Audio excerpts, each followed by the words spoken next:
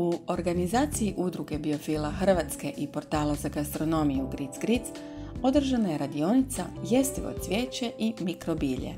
O blagodatima jestivog cvijeća i mikrobilja govorio je predsjednik Udruge biofila Hrvatske, profesor Albert Marinculić, koji je sudionicima radionice predstavio cvijeće koje se na jednostavne načine svakodnevno može upotrijebiti u gastronomiji. Dok je šef Bojan Hohnjec, urednik portala za gastronomiju Gric Gric, pripremio 3 vrste namaza koje je oplemenio cvjetnim notama. Podršku radionici dali su OPG Ljubičin vrt i OPG Etix Eko. Od jestivog cvijeća spomenuta je i potočnica, cikorija, dragoljub, ali i tulipan, čije se latice mogu upotrijebiti u salati od 3 vrste graha. Latice nevena mogu oplemeniti omlet, dok se latice dalije odlično sljubljuju u namazu od svježeg sira.